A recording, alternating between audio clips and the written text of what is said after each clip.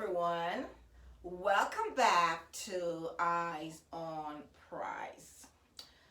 I want to continue with monetary and spirit today, but I want to talk about monetary spirit in a child. Monetary spirit in a child. So I want to share the story with you, and you can tell me what you think about it. So there is this little boy that I have met from he was 5 year old.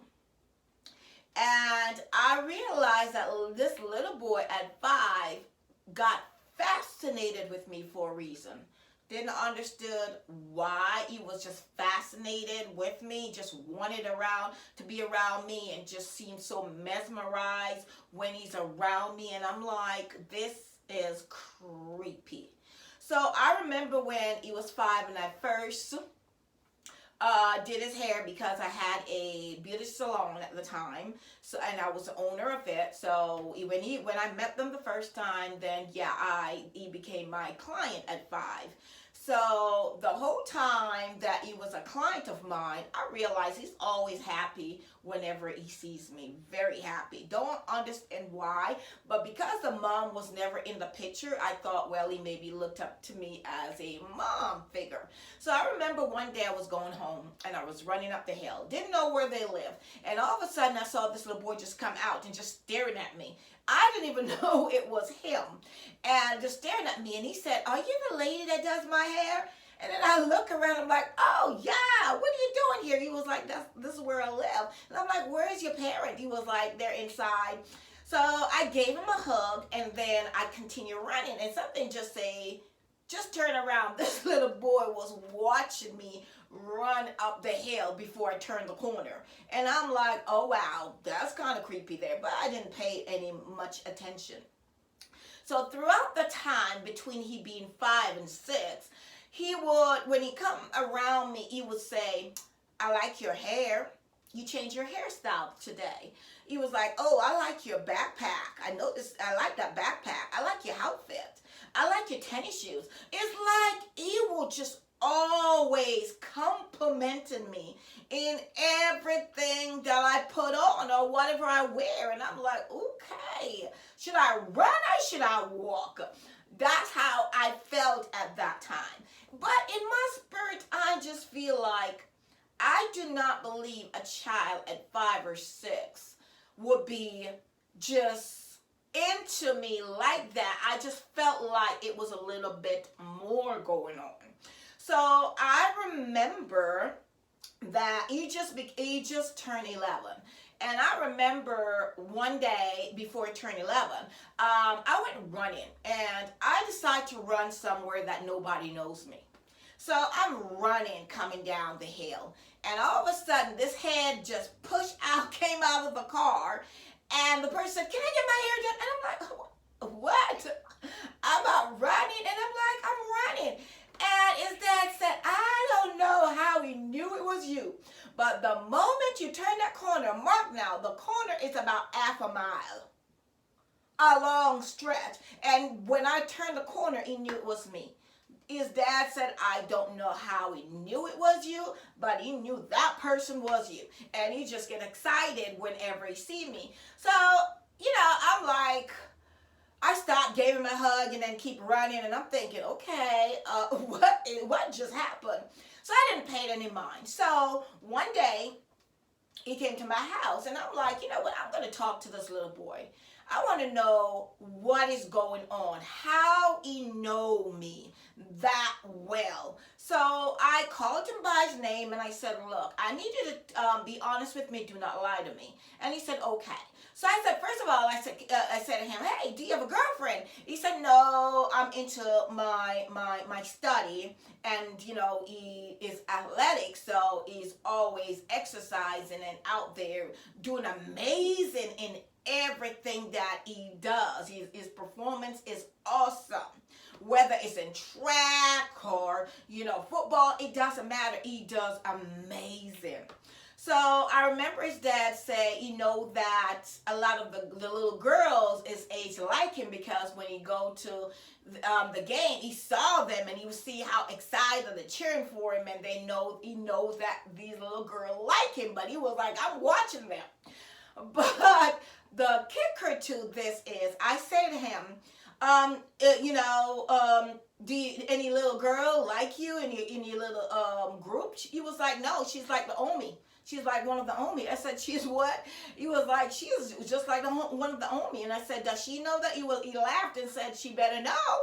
As in, you're the Omi. So, so I said to myself, okay, clarify that part. So I said to him, how do you know me from afar? How can you pick me out of a group? This little boy at 10 told me that first of all, he said, is your walk. How does a 10-year-old knows about my walk? How does a 10-year-old gonna open his mouth and said, first of all, is my walk? And he also said, because I can take that one because I'm the only one, he said, exercise a lot here openly. I can take that, but I couldn't take when he say that, first of all, is my walk. And I remember I was talking to a pastor of mine, and he was like, it's normal, for a little boy to have crush on people that, they like but know they can't have.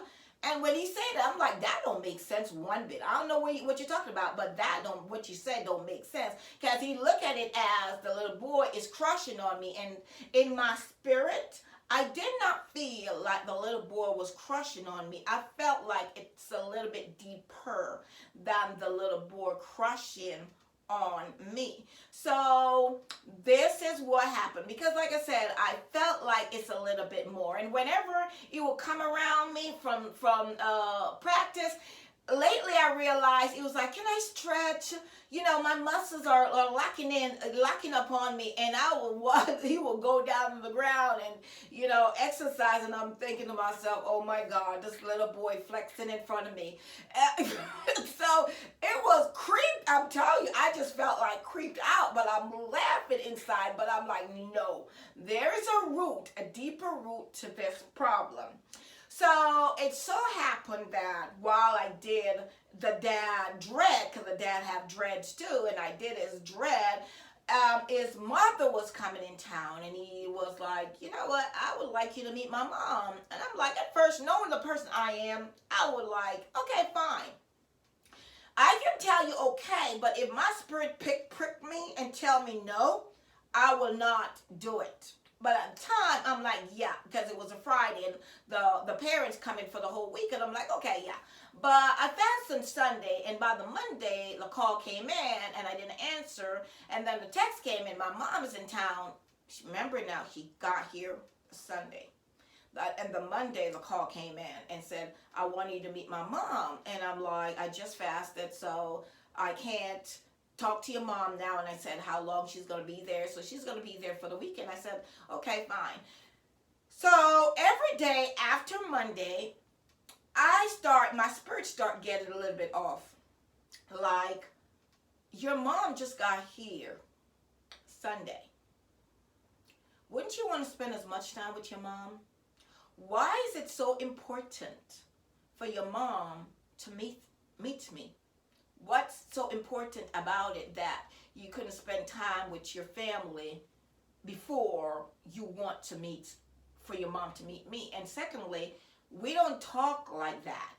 We barely see each other maybe once a month. So it did not make sense to me why.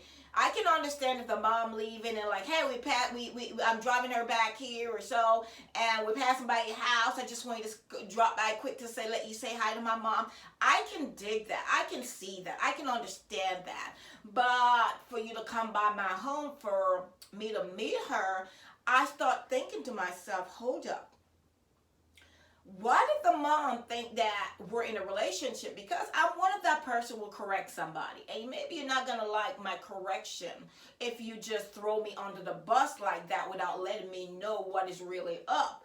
Because what if your mother liked me and thinking there is something between us when there actually is not? I called you Mr. I always call them Mr. or Mrs. I give people their title. So if you know, so I never let you think that nothing is passing boundary. But the thing about it is, like I said, I love to hug. I love to show love. I show love to everyone, even if I go out there and there is a homeless person and so happen they stop me and talk to me and I'm there with them and then I'll pray with them, I will hug them. I don't need to know you to show love to you. So I think sometimes me showing love to someone and they don't know how to grab that is like, or understand that, they can sometimes thinking there's more to it. Because even the children, I always love them. I always love on them, you know, just love on them because children are precious. So with that said, I text him the Friday and say, you know, I can't do it. There's a lot of stuff going on right now in my life and I can't do it. Because I just felt like there was no need for me to meet your mom. I don't think there was a need for me to meet your mom that urgently, because I remember I asked the dad last year, I said, hey, why don't you get married to somebody? You know, you need to get married. And he said to me last year that he's not interested in getting married to anyone right now. He's into his kids. And I thought that was a really good thing. But that's why it kind of threw me off when I have to meet the mom.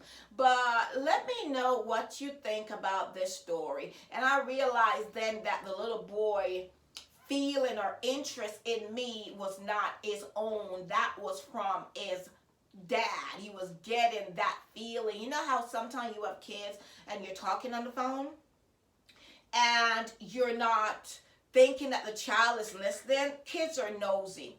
Always remember that. Kids are nosy. So be careful what you're talking about on the phone, because they always said the wall of ear. Okay? So the kids, in my opinion, is really living or acting on what they heard. He heard his dad saying about me. Okay? Because I knew that the dad friend had a friend that has a fascination with me, and I, you know, usually put people in their place, like that will never happen, so keep moving. So and the friend, everybody knew, the dad and everyone knew how the friend feel about me there, but they always be put in their place, because I do not allow people to invade my privacy or my space or force anything on me. All right, but you tell me what you think about this story that I tell you. You think the monitoring spirit of a child was actually the monitoring spirit of the dad that the little boy took on? So let me hear what you think about it. For those who are joining me for the first time, thank you for finding this channel. Remember to like, to share, and to comment to what I just said. Let me hear what you have to say. Until next time, be blessed, and the peace of God be with you.